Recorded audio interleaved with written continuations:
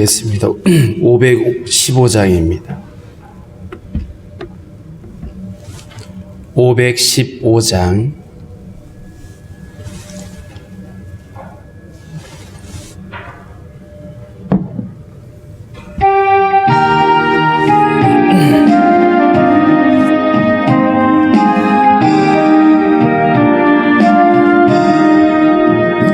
눈을 들어 하늘 보라.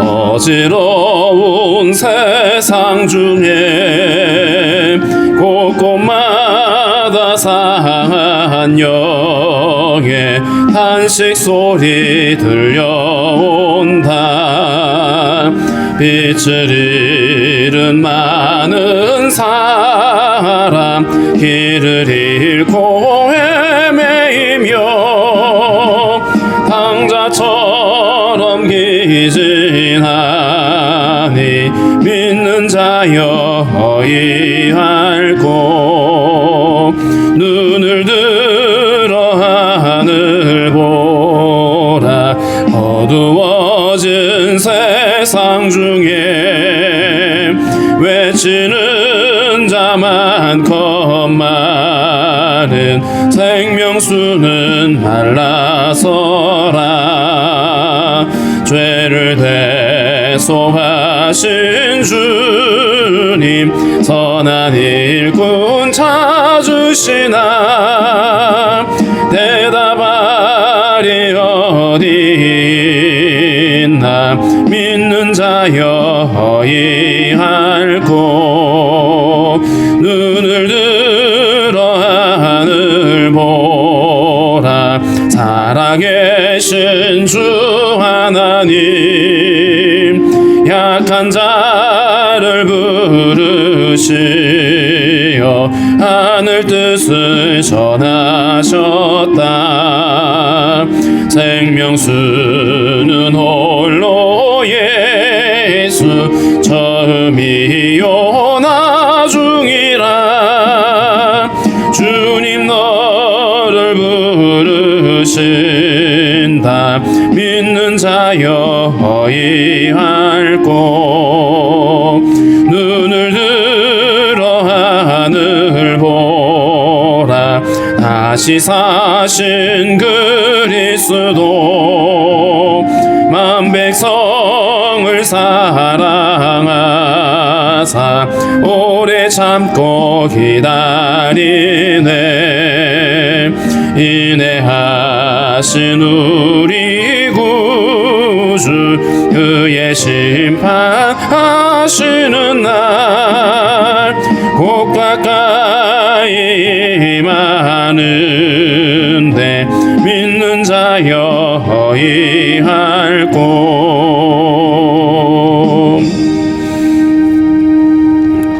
기도하겠습니다. 살아계신 하나님 아버지, 감사합니다.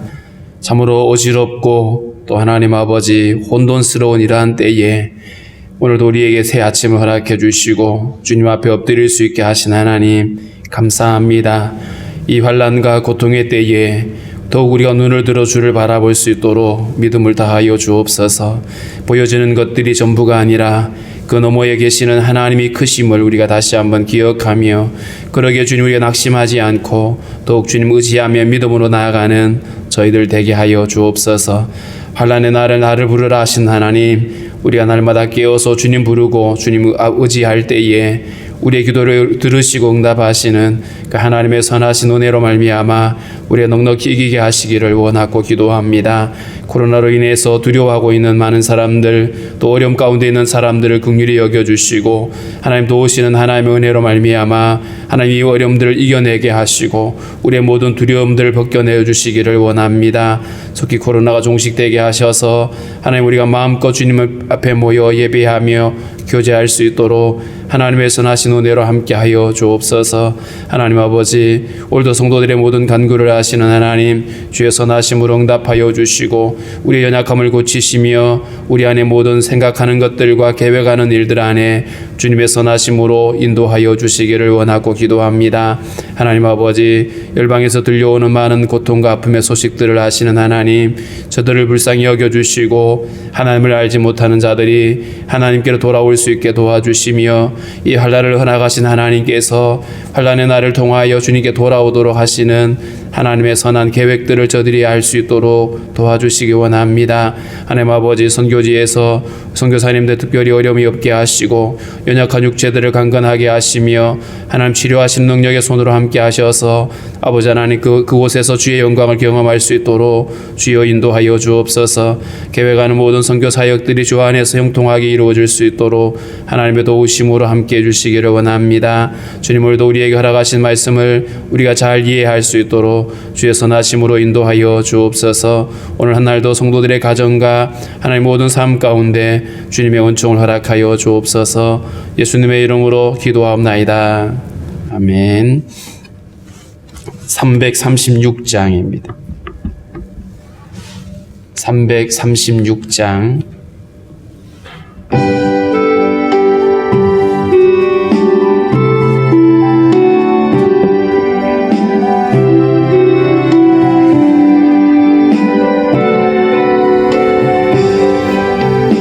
환난과 핍박 중에도 성도는 신앙 지켰네. 이 신앙 생각할 때에 기쁨이 충만하도다. 성도의 신앙 따라서 죽도록 충성하겠네. 옥중에 매인 성도나 양심은 자유 얻었네. 우리도 고난 받으면 죽어도 영광 되도다. 성도의 신앙 따라서 죽도록 충성하겠네. 성도의 신앙 본받아 원수도 사랑하겠네.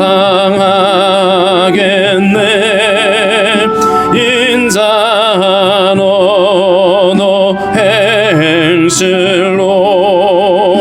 이 신앙 전파하리라. 성도의 신앙 따라서 죽도록 충성하겠네.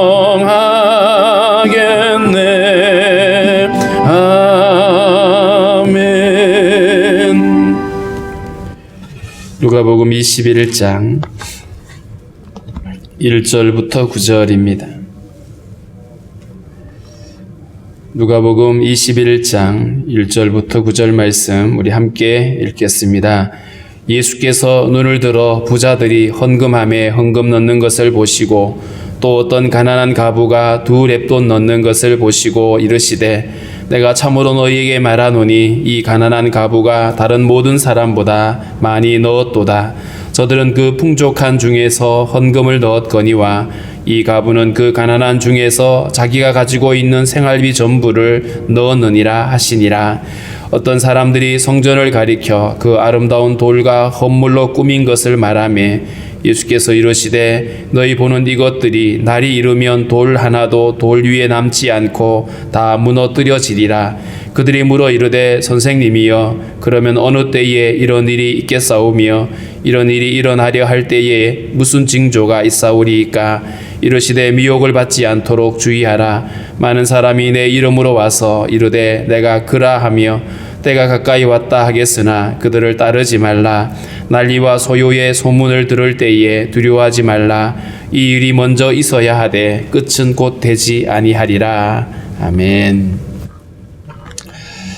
한 번은 사무엘이 하나님의 명령을 받고 베들레헴 마을에 가서 이새의 집에 들어갑니다. 이새의 아들들 중에 이스라엘의 왕을 세우라고 하시는 하나님의 명령을 받았습니다. 그래서 이새의 아들들을 이제 세워놓고 큰아들 엘리압을 보면서 사무엘의 마음에 키도 훨씬나 크고 잘생기고 이래가지고 거기다가 맏아들이니까 이 아들인가 보다 하고 기름을 부으려고 하는데 하나님이 그때 하신 말씀이 이런 말씀이었습니다. 사람은 외모로 보지만 나는 마음의 중심을 본다라고 그러시면서 엘리압이 아니라고 말씀하신 적이 있습니다. 어떤 세상을 바라볼 때에 어떤 관점으로 보느냐라는 것은 참으로 중요합니다. 오늘 이 본문의 이야기가 바로 관점의 차이에 대해서 우리에게 말해주고 있는데요. 예수님이 눈을 들어 부자들이 헌금함에 헌금 넣는 것을 보시고 또 어떤 가난한 과부가 2렙돈 넣는 걸 보셨습니다. 헌금을 하게 될 때에 부자들은 아무래도 더 많이 헌금을 했겠죠. 그런데 어떤 가난한 과부는 2렙돈을 넣습니다. 동전의 명칭인데 부자들이 보기에는 굉장히 작은 것이죠. 세상의 어떤 일반적인 것은 더 많은 걸 낸 사람이 우대를 받는 이런 풍토가 있죠. 교회가 타락하면 할수록 헌금을 많이 내는 사람에게 직분을 주기도 합니다.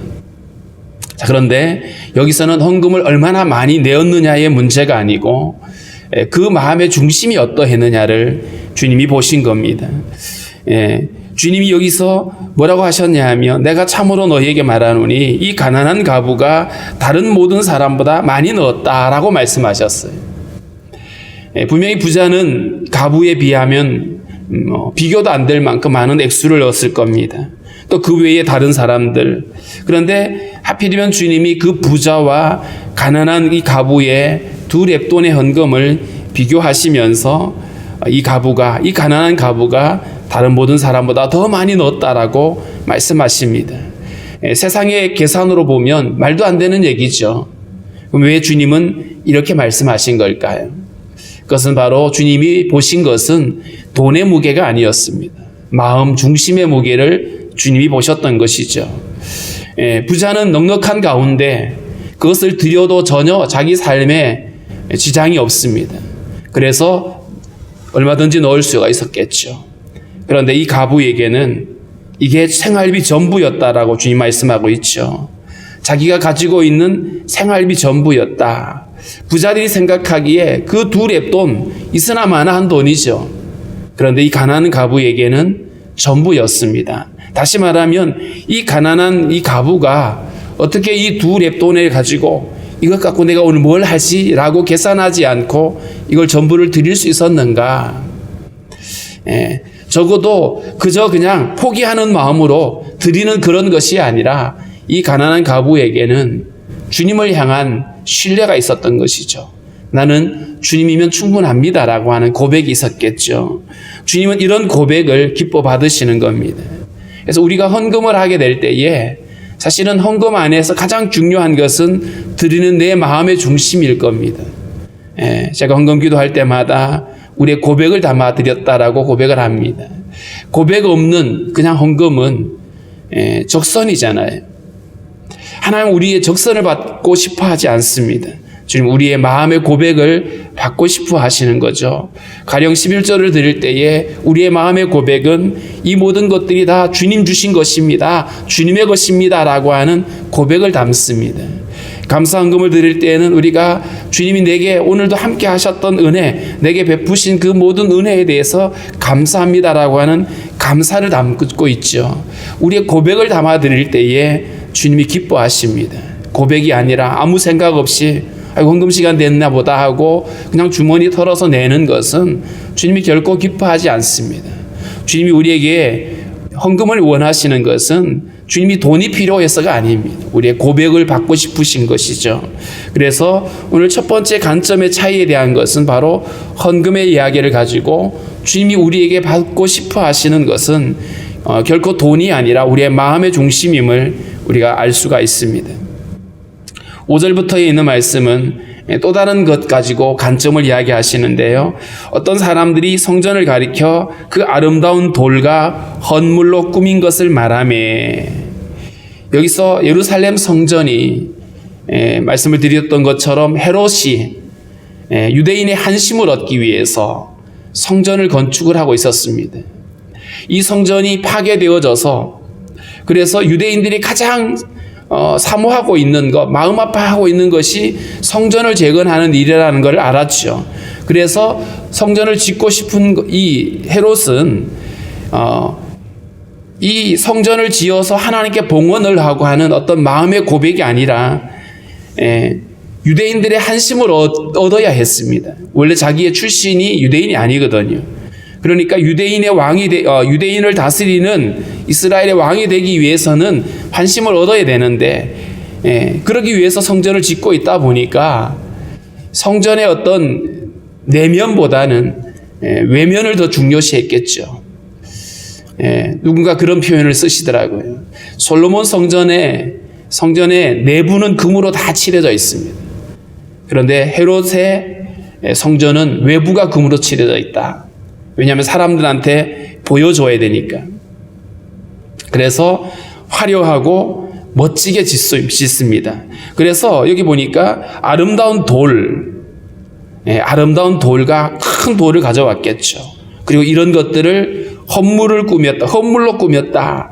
누군가가 이 돌을 기증했다. 오사카에 보니까 오사카 성을 쌓는 거기 보니까 어마어마한 큰 돌들이 있는데 정말 집채만한 돌들이 있고요. 거기에 이 돌을 어느 고을에 누군가가 헌납했다라고 하는 그 기록들을 적어놨다고 그래요. 이런 것처럼 어떤 사람들의 어떤 섬김 이런 것들을 막 얘기를 하고 있는 거죠. 그러니까 오늘 제자들이 보고 있는 것은 그 웅장하고 화려한 건물을 보고 있는 겁니다. 그걸 보면서 예수님한테 보십시오라고 얘기를 하고 있는 거예요. 정말 대단하지 않습니까? 라고 하는 이런 말을 하고 있죠. 그런데 주님이 보시는 관점은 6절입니다. 너희 보는 이것들이 날이 이르면 돌 하나도 돌 위에 남지 않고 다 무너뜨려지리라.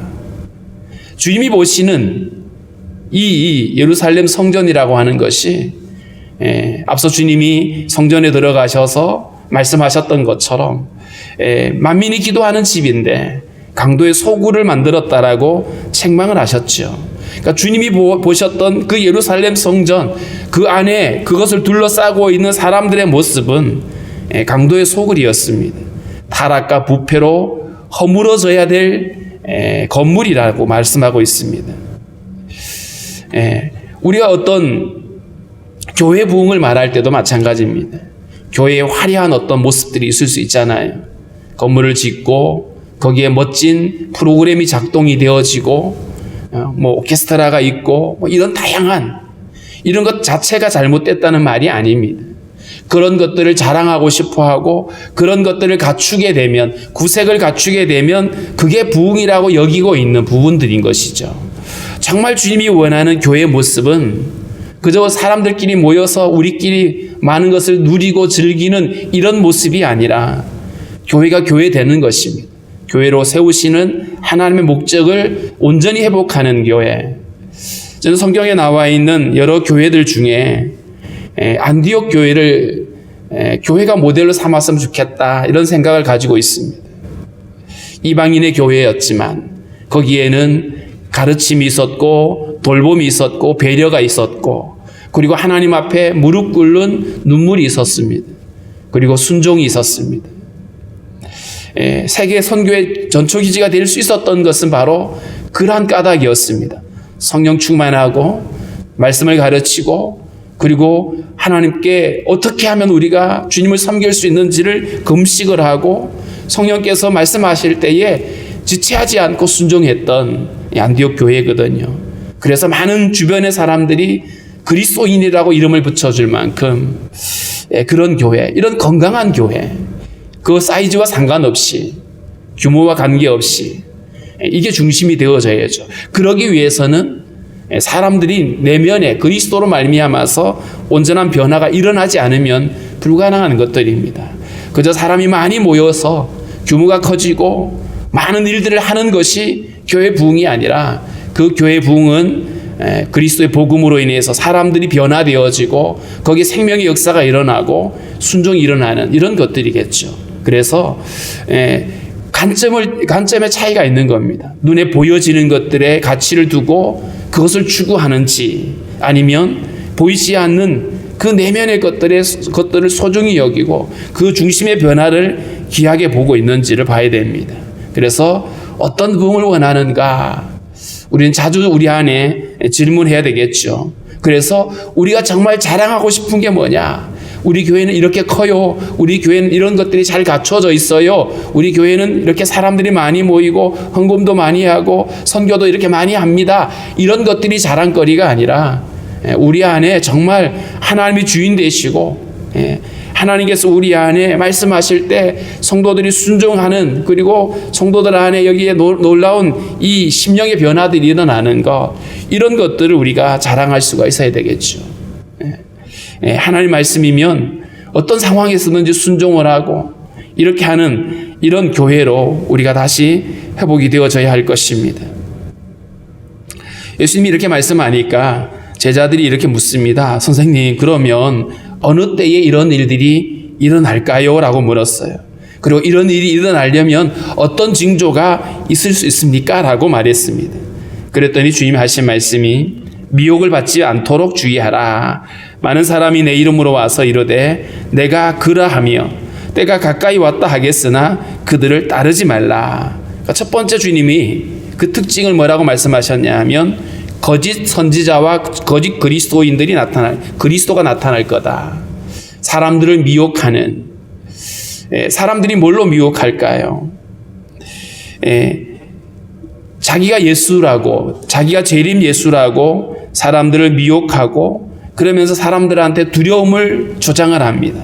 때가 가까이 왔다. 두려움을 조장하는데 그런 것들을 보고 따라가지 말라라고 말합니다. 미혹을 받지 않도록. 미혹을 받지 않으려면 어떻게 하면 될까요? 우리가 더 말씀에 집중해야만 합니다. 진리에 집중해야 되겠죠. 그 진리를 온전히 알지 못하게 되니까 거기에 속게 되어지는 겁니다. 요즘은 이단들이 얼마나 겁이 없는지 이단들이 대놓고요 교회 안에 들어옵니다. 교회를 향해서 편지를 보내기도 합니다. 많은 사람들을 미혹하게 되고 그럴 때에 깨어있지 않으면 복음 앞에 온전히 서 있지 않으면 속게 되죠. 이단들이 왜 안 믿는 사람들을 전도하려고 하지 않고 왜 교회를 다니는 사람들을 대상으로 하는 걸까요? 사단의 역사거든요. 사단은 어떻게 하든지 믿는 자들을 실족하게 만들고 주님을 떠나게 만들려고 하죠.